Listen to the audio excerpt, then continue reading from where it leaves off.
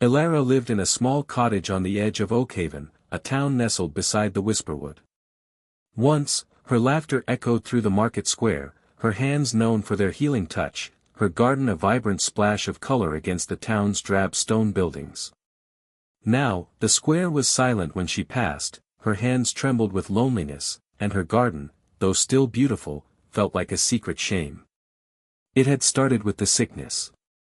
A strange fever swept through Oakhaven, and despite Ilara's best efforts with her herbal remedies, many fell ill. Old Man Hemlock, bitter and afraid, declared it was Ilara's fault, a curse brought on by her strange knowledge of plants and the forest. Others, swayed by his fear, echoed his accusations.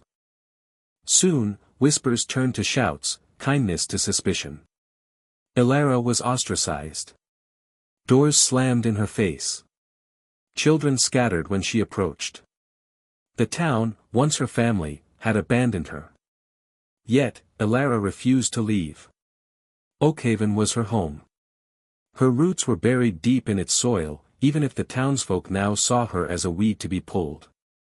She continued to tend her garden, finding solace in the familiar scent of lavender and the vibrant colors of the wildflowers. She helped those who secretly sought her aid, leaving remedies on their doorsteps under the cover of darkness. Her heart ached with loneliness, but a spark of resilience still flickered within her. She would survive. She would prove them wrong. She would show them that kindness, not fear, was the true cure for what ailed Oakhaven. Oakhaven itself was a place steeped in shadows, both literal and figurative. Nestled in a valley where the sun struggled to reach even in the height of summer, it was perpetually cloaked in twilight. The Whisperwood, a vast and ancient forest, loomed on three sides, its gnarled trees and tangled undergrowth pressing in on the town like a watchful sentinel. The wind constantly whispered through its leaves, carrying tales of forgotten things and unsettling the townsfolk with its eerie songs. The houses, built of dark, rough-hewn stone, huddled together for protection, their small, shuttered windows like wary eyes peering out at the world. A single, winding street served as the town's main artery, but it was often deserted, the townsfolk preferring to stay indoors, safe from the perceived dangers lurking outside. Fear was a constant companion in Oakhaven. Fear of the forest, fear of the unknown, and, now, fear of Ilara. Superstition thrived in the fertile ground of this fear. Old wives' tales were law, and any deviation from the norm was met with suspicion and hostility. The townsfolk clung to their rigid traditions, seeing them as a shield against the darkness that surrounded them.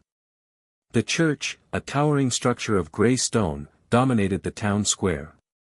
Its stern-faced priest, Father Silas, preached of sin and damnation, further fueling the townsfolk's anxieties.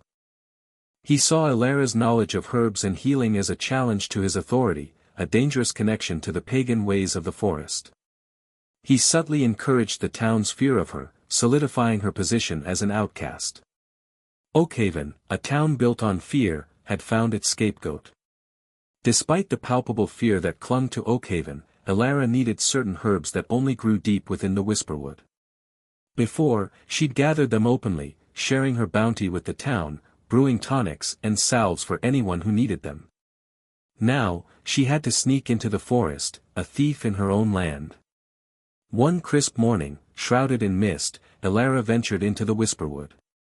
She wore a simple brown cloak, hoping to blend into the shadows. The forest floor was damp and spongy beneath her worn boots. Sunlight struggled to penetrate the dense canopy, casting long, eerie shadows that danced around her. She clutched a small woven basket, her fingers brushing against the worn handle. Inside, she carried a small trowel and a sharp knife, tools of her trade. She needed moonpetal blossoms for a soothing balm, and whisperwood root for a tea that eased aching joints. Both grew in a secluded glade, far from the well-worn paths. As she walked deeper into the forest, the sounds of Oakhaven faded behind her. The whispers of the wind grew louder, filled with rustling leaves and the distant calls of unseen birds. She felt a familiar sense of peace amidst the danger. The forest, despite its reputation, had always been a sanctuary for her, a place where she could connect with the earth and find solace in its ancient wisdom. Today, however, a prickle of unease ran down her spine. The air felt heavy, and the shadows seemed to lengthen and twist in unsettling ways. Something felt different. Something felt wrong. She quickened her pace, hoping to gather her herbs and return to the safety of her cottage before nightfall.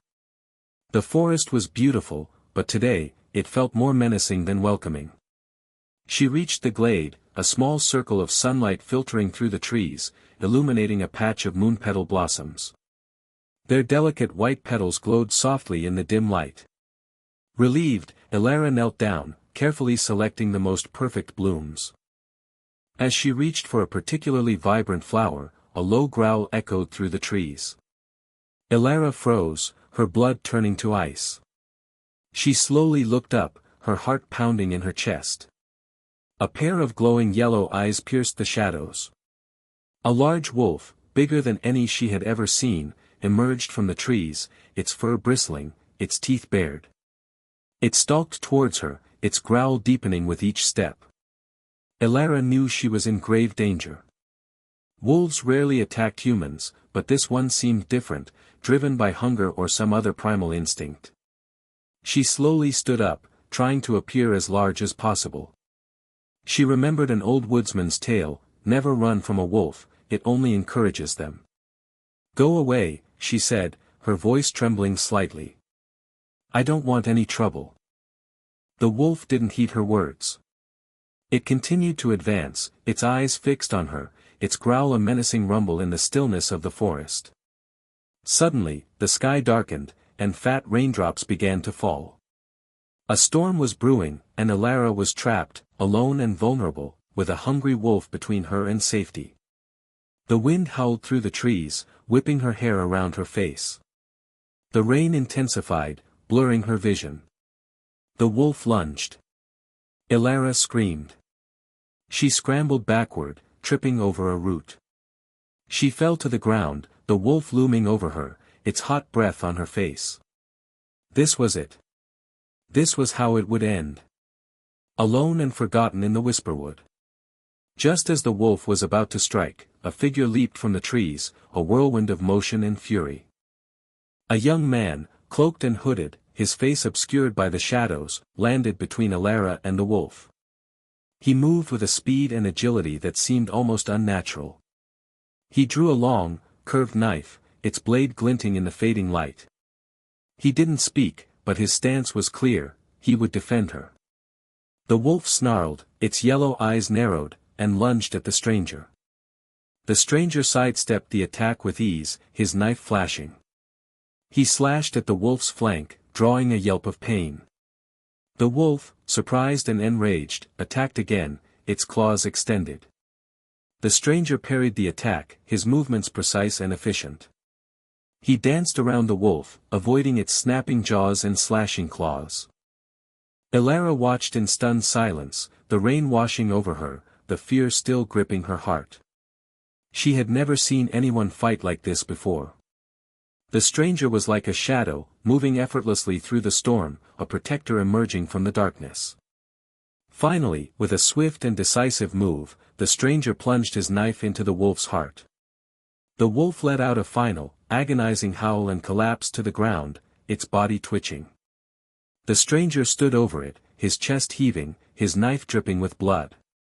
He turned to Elara, his eyes, now visible in the dim light, were a startling shade of green. He sheathed his knife and extended a hand to help her up.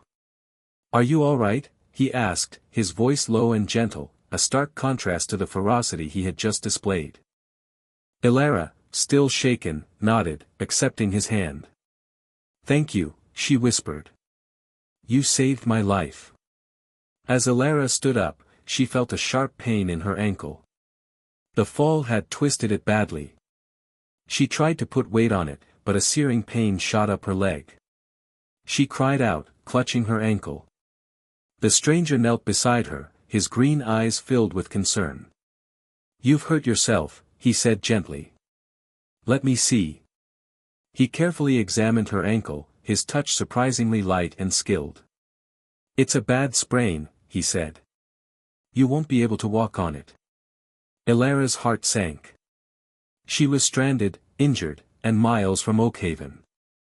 The storm was intensifying, and darkness was falling. "What am I going to do?" she asked, her voice filled with despair. The stranger looked around, his gaze sweeping across the forest. "We need to get you out of here," he said. "It's not safe to stay here overnight, especially in this storm." He ripped a strip of cloth from his cloak and began to bind her ankle, his movements quick and efficient. "This will help to stabilize it," he explained. He then gathered some nearby leaves and herbs, crushing them in his hands. "This will help with the pain and swelling," he said, applying the poultice to her ankle. Elara was surprised by his knowledge of healing. It was as if he knew the forest as well as she did. "Can you stand at all?" he asked. Elara tried to stand, but the pain was too intense. She cried out and collapsed back to the ground. The stranger sighed. "I'll have to carry you," he said. Before Elara could protest, he gently scooped her up into his arms. He was surprisingly strong, his arms like steel bands around her. He held her close, his body shielding her from the wind and rain. "Hold on tight," he said. "It's going to be a long journey." The journey back to Oakhaven was arduous. The storm raged around them, the wind howling through the trees like a banshee's wail. The rain lashed at their faces, blurring their vision. The forest floor was treacherous, slick with mud and littered with fallen branches. The stranger navigated the path with an uncanny sense of direction, his footsteps sure and steady despite the difficult terrain. He didn't falter, didn't complain, didn't even seem to notice the storm. He just kept walking, his focus solely on getting Elara back to safety. Elara clung to him tightly, her arms wrapped around his neck. She marveled at his strength and endurance. He carried her as if she weighed nothing, his muscles rippling beneath his cloak. She tried to make herself as light as possible, but the pain in her ankle was a constant reminder of her helplessness. As they walked, Elara noticed the stranger's intimate knowledge of the forest. He seemed to know every tree, every path, every hidden danger. He avoided treacherous roots and slippery rocks with ease, guiding them through the storm with an almost supernatural awareness. Hours passed. The storm showed no signs of abating. Elara grew weary, her body aching from the cold and the pain. She closed her eyes, trusting the stranger to guide them through the darkness. She felt a strange sense of peace in his arms, a feeling of safety she hadn't felt since the town had turned against her. Despite the storm, despite the danger, she knew she was safe with him. He was her protector, a beacon of hope in the darkness. The rhythmic sound of his footsteps and the steady beat of his heart lulled her into a fragile sleep. She dreamt of green eyes and whispered promises, of a world where kindness triumphed over fear. As they finally reached the edge of the Whisperwood, Elara could see the faint glimmer of Oakhaven's lights in the distance. Relief washed over her, but she also noticed a change in the stranger. He slowed his pace, his grip on her tightening slightly. He stopped just inside the tree line, the lights of the town casting long, distorted shadows around them. He hesitated, his gaze fixed on the distant houses. Elara could feel his unease, his reluctance to approach the town. "What's wrong?" she asked, her voice barely a whisper. He didn't answer immediately. He seemed lost in thought, his brow furrowed in concentration. Finally, he spoke, his voice low and hesitant. I can't go any further," he said. "I can't be seen in Oakhaven." Elara was confused. "Why not?" she asked. "You saved my life. The town should be grateful to you." The stranger shook his head sadly. "It's not that simple," he said. "The people of Oakhaven. They wouldn't understand. They would be afraid." He looked at her, his green eyes filled with a mixture of sadness and determination. "I can take you to your doorstep," he said. "But I can't go any further than that. Please, understand." Elara didn't understand, but she could sense the sincerity in his voice. She knew that something was preventing him from revealing himself to the town. Something that made him fear their judgment. I understand, she said, though a part of her wished he could stay, wished she could thank him properly, wished she could know more about the mysterious stranger who had saved her life. The stranger carried Alara through the silent streets of Oakhaven. The storm had subsided, leaving behind a trail of glistening puddles and a heavy, damp air. The houses were dark and still, their windows like vacant eyes staring into the night. He walked swiftly and silently, avoiding the main thoroughfare, sticking to the shadows. He seemed to know exactly where he was going, navigating the narrow alleyways and hidden paths with ease. Alara could feel the tension radiating from him, his muscles coiled tight, his senses alert. He was like a wild animal, wary of being caught in a trap. Finally, they reached her cottage. The stranger gently set her down on her doorstep, his touch lingering for a moment. He looked at her, his green eyes filled with concern. "Be careful, Alara," he said softly. "The fear in this town runs deep. Don't trust too easily." He reached into his cloak and pulled out a small, intricately carved wooden bird. It was a robin, its wings outstretched as if in flight. He placed it in her hand, closing her fingers around it. "A reminder," he said. "That even in the darkest of times, hope can still take flight." He paused, his gaze sweeping across the darkened houses. "They fear what they don't understand," he said, his voice barely audible. "But don't let their fear extinguish your light." With that, he turned and disappeared into the shadows, melting back into the night as quickly and silently as he had appeared. Alara was left alone on her doorstep, the wooden bird clutched tightly in her hand, the stranger's words echoing in her ears. The storm had passed, but a new storm, a storm of questions and uncertainties, was brewing within her.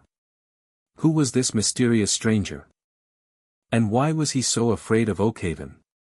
The first to find Alara were Martha and Thomas, the baker's wife and son. They were returning from a late-night visit to Martha's sister, their faces etched with worry about the rising cost of flour. They rounded the corner and stopped dead in their tracks, their eyes widening in surprise. "Alara?" Martha gasped, her hand flying to her mouth. "What happened?" Thomas, a young man of about 16, rushed forward to help her. "Are you all right, Alara? What are you doing out here?" He noticed her injured ankle and the way she was clutching the small wooden bird. "What's that?" he asked, pointing to the carving. Alara hesitated, unsure of what to say. She didn't want to reveal the stranger's existence, fearing the town's reaction. They would see him as a threat, a creature of the forest, a source of more fear. I fell," she stammered, hoping they would believe her. "In the forest. I twisted my ankle." Martha frowned, her eyes narrowing in suspicion. "In the forest? But why were you in the forest, Alara? You know it's not safe, especially at night." "I was gathering herbs," Alara said, her voice barely audible. She knew they wouldn't believe her, not after everything that had happened. Thomas, however, seemed more concerned than suspicious. "We need to get you inside," he said, gently helping her to her feet. "Can you walk?" Alara shook her head. "I don't think so. My ankle is too sore." Thomas looked at Martha, a silent plea in his eyes. Martha sighed, her initial shock giving way to a flicker of compassion. "All right," she said. "We'll help you inside." Together, they carefully helped Alara into her cottage, their initial surprise and suspicion slowly giving way to concern and a grudging sense of responsibility. The sight of the ostracized healer, injured and vulnerable, seemed to stir something within them, a forgotten ember of kindness in the heart of fear. Safe inside her cottage, with Martha tending to her ankle and Thomas brewing a soothing tea, Alara finally began to relax. The pain was still there, but it was dulled by the warmth of the fire and the unexpected kindness of her neighbors. Martha, after applying a poultice of her own making, sat back and studied Alara with a thoughtful expression. "You were lucky to be found, Alara," she said. "The Whisperwood is no place to be alone, especially with a storm like that." "I know," Alara said, avoiding her gaze. She couldn't bring herself to lie outright, but she also couldn't reveal the truth. So, Martha continued, her voice laced with curiosity. How did you get back here? You couldn't have walked with that ankle. Elara hesitated, her mind racing. She had to say something, something that wouldn't arouse suspicion or lead to questions about the stranger. I managed, she said weakly. It was difficult, but I made it. Martha raised an eyebrow, clearly unconvinced. Someone must have helped you, she said. Who was it, Elara? Who brought you back? Elara clutched the wooden bird in her hand, its smooth surface a source of comfort. She looked at Thomas, who was watching her with a mixture of concern and curiosity. She knew she couldn't keep the truth hidden forever. The town would want answers. But how could she explain the stranger without unleashing a new wave of fear and prejudice?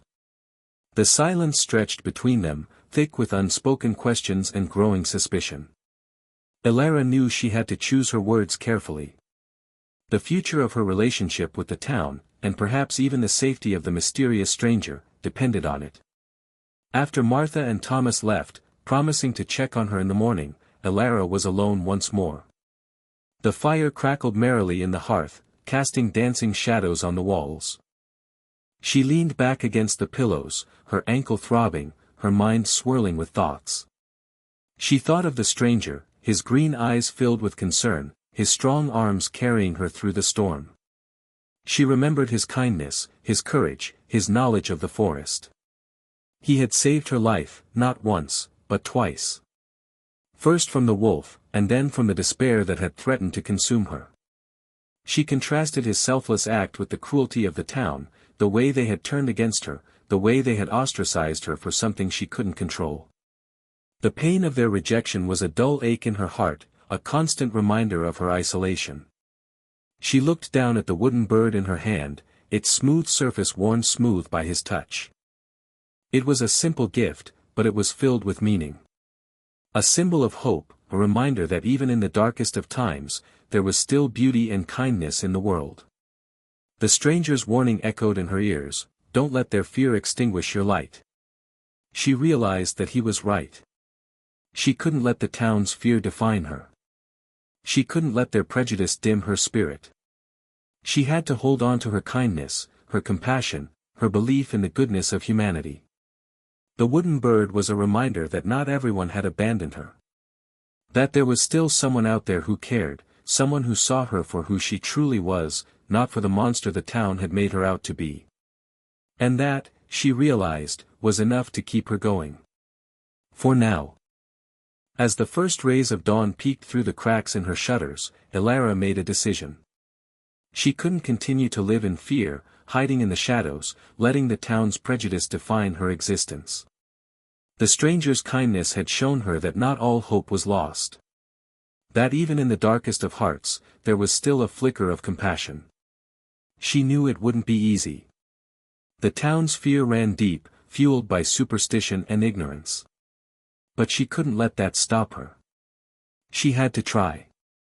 She had to find a way to bridge the gap, to show them that she wasn't a monster, that she was still the same Elara they had once loved and respected. She would start small, offering her help to those who needed it, leaving remedies on their doorsteps under the cover of darkness.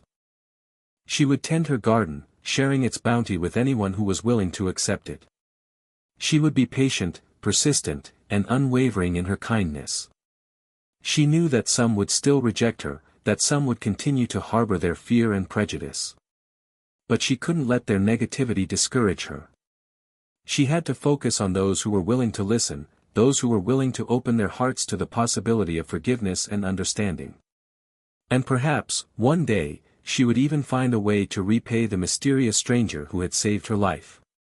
She didn't know who he was or why he was so afraid of Oakhaven, but she knew that she owed him a debt of gratitude that she could never fully repay. She hoped that one day, she would see him again, that she would have the opportunity to thank him properly. For now, she would focus on healing her ankle, tending her garden, and reaching out to the town. She would be brave. She would be kind. She would be Elara.